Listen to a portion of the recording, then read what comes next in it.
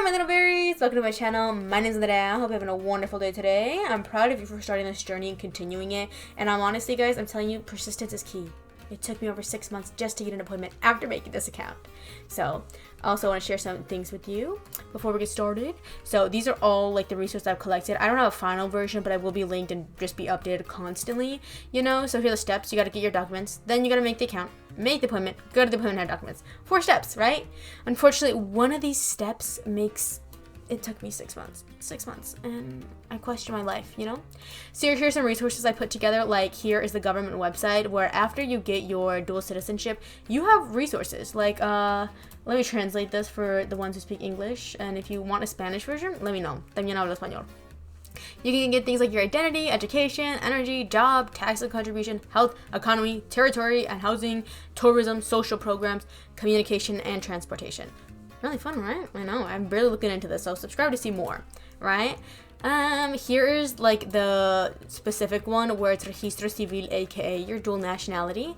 You should read over this before you even start the whole journey. Please double check everything because it tells you the requirements. It tells you the general aspects, things you need. It no longer needs witnesses, which is like constantly changing. So as my videos kind of get a little outdated, I'll be updating the playlist, so make sure to double check that. Here I have a couple more info like the phone number and the appointment website, how to look up birth certificates and grandparent history. I will be making like future videos for each of them separately just in case like people have specific issues. But yeah. Okay guys, I actually just highlighted the appointment website. That way it's easier for you guys to see it. So obviously there's different languages you can put it in, like French, Spanish, English. You can even do it like this. Make sure you do read everything. You're not just mindlessly clicking. So hopefully you follow along in this video. It says, attention, in order to provide you with accurate information, please tell us whether you will apply for documents in Mexico or at a consular office abroad. Obviously abroad, because you're in the United States. I said to read everything, but I'm skipping past that. I'm just going to quickly translate everything in English, therefore it's easier for you guys to understand. So obviously, you don't have a Mexican key, you're not Mexican yet, right? So technically, while you do this, you're not Mexican on paper, right? Let's keep that in mind. So you're going to want to do email and password after you create your account. But first, let's create an account.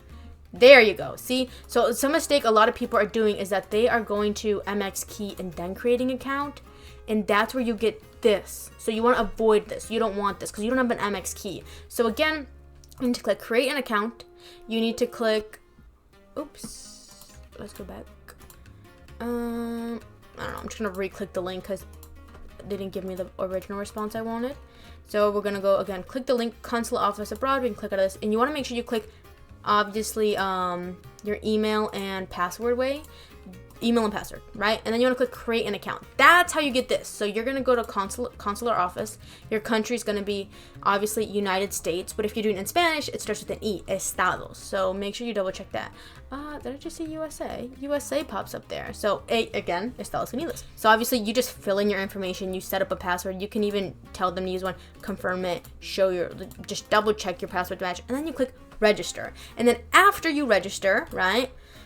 No thanks. Okay, so I just actually put in my email and password. I click start, right? Because that's after you make it. This is the most annoying thing. This is why I do this like strictly on my like phone or computer. This was the only thing that prevented me getting like appointments on time. Let's see, never. So yeah, after you sign in, this will be your screen. Obviously your like names will be here, but I blocked mine for security reasons. And you start off, right? Schedule, right? Selection, obviously United States. Oh, okay, so there's certain days like Saturday mornings and Sundays. Personally, I just click, you know, this one. You must confirm the office. You will not be able to change between offices. Yeah, that's fine. So obviously then we get to here, right? So again, the first thing you do is select your place, right? I did the Chicago one because that's the one closest to me, unfortunately. After this, it goes applicant's affirmation. You don't have a CRP. CRP is literally for Mexicans, right? You don't have a CRP, you are not Mexican. Then you click here in the blue one, add manually. Here's where you have to make sure everything is spelled correctly. So again, we go over everything. My name is Maria Gonzalez Ramirez. So then you put in information like your first name, second last name, right? Even if you don't have one in the United States, you can put your mom's last name. That's what I did. And then you have the date of birth, gender, nationality, marital status, right? Place of birth, and then you can just double check this. You will click no, verify, and when they say attention, we're unable to find you in our system, that's a good thing, okay? Then you want to click continue, and these things will pop up, right? It will tell you procedures available for you. And I'm gonna be honest, guys, the one you need to make your appointment for the dual citizenship is under Registro Civil. This is what it looks like. This is what I got when I originally did mine the first time. So unfortunately, at the time when I looked this up, it was not there. So that's why ideally you want to do it Tuesday morning at 9 a.m. But when I got my appointment, I saw these four, right? Registro Civil is for you to register. Like, that's the one you want to click. You don't need visas, you don't need public faith, or you don't need to get your passport, ID, or like other ID, because of the fact that you're not Mexican yet. You don't need those yet, right? And then after you get that, you should select it, and you can obviously then go to documents and then contact, which is you double checking all your information. I don't know what you exactly upload in documents, and then this will pop up. So obviously you'll get to the step 5, right, which is your calendar. I did mine on my phone, which was kind of crazy now that I look back at it. And there will be this calendar. You'll see like with the month and all your dates, right? You'll see that. And then you'll see like little bars with green, yellow, and orange. I signed in at mine, I believe, at like 9:50. It was like still December, so they showed me the January calendar. There were no green by the time I signed on. It was only yellow and orange. There were 2 yellows, and after I clicked it, I just click book 11:30 a.m. and there you go. Like, that's how you click it. It's very quick, but then it tells you your appointment generated. It gives you like a number. It tells you the exact date, what time your appointment is, and then where it is. And then you should click download, and then you should get something that looks like this. So then after your appointment has been generated, you click download, right? Make sure you double check you get this actual thing to confirm, because when they ask you, when you get to the consulate office, they want to see that. It obviously gives you your first name, paternal last name, maternal last name, right? Or just whatever last names you have, your first one and the secondary one. Then it gives you like a confirmation code, which is like a bunch of numbers and letters. And then it tells you the date. I got mine obviously February or January 2025, I believe. I got mine at 11. This was like the address I got mine at, which is really good. Oops, no thank you.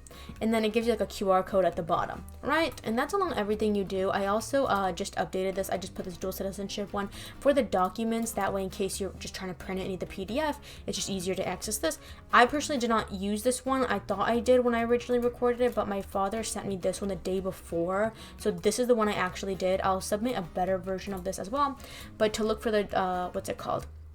The grandparent history, that's what it is. Like, you can, instead of the PDF, they give you this one. But again, I turned in this one and they were fine with it as well. Yeah, so another resource I have here as well is looking up birth certificates. So obviously I did this with my father to test if it worked, and then I tested it with someone else I knew. Yeah, so obviously you don't have a CURP, but your like parent, Mexican parent or grandparent does. They do have one. If you don't have that, that's fine. You can just go through personal data. Honestly, guys, I use this as a resource to make sure like that my dad's name and birthday and everything that was like we were bringing into this office was accurate based on their like government website. So you will put their first name here, their first last name, then their second last name. If they don't have one, you just leave it empty because the first 2 are the other 2 required. You find your parents' date of birth. You will click what gender they are and what state they were born in. If you don't know this stuff, I suggest, you know, researching. You know, it's quite a journey, like I said, because I thought my dad was born in the state he lived in.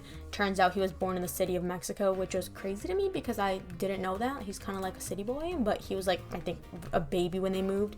And you would click I'm not a robot and look for it. And there sometimes are other options, like multiple people under the same name. So make sure to double check. And then it does tell you, like, it gives you a preview and then a payment method, and then you could download it. To be honest, guys, I wouldn't download it. I would just double check all the information is the same, because then you can just go to the Mexican Consulate and actually just get a copy. It costs like $20 as of like February 2025. But yes, so to conclude, this doc right here will be linked down below in all my dual citizenship videos. So if you guys have any, like, want to just have a place with all the resources, you can download this, screenshot this, save this to your phone or tablet or computer, whatever, right? And then you can just see the steps, right? Over time, I will edit this and stuff like that, so do keep up. As well as the dual citizenship, right? Here are the documents and references I have personally, you know? And yes, I hope, honestly, this was so helpful to you guys. If you guys have any questions, comments, or concerns, comment them down below, because I'm gonna be honest with you guys, it's a journey, right? I'm just trying to help others because I think it's a beautiful resource and it's free, you know? It honestly shocked me that nobody else in my family was talking about this, because not a lot of people knew, and I was kind of like, wait, what do you mean? I also want to say a quick disclaimer. Yes, it is true. You can go through agencies. You can also do this in Mexico.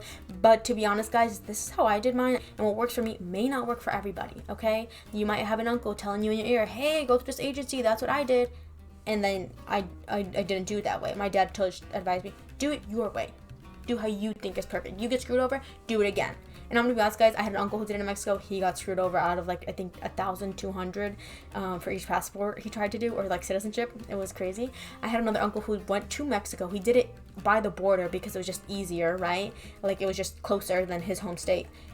He had to redo everything in his actual home state in Mexico. So Mexico's pretty particular, or at least these are what I've heard within the past couple of years.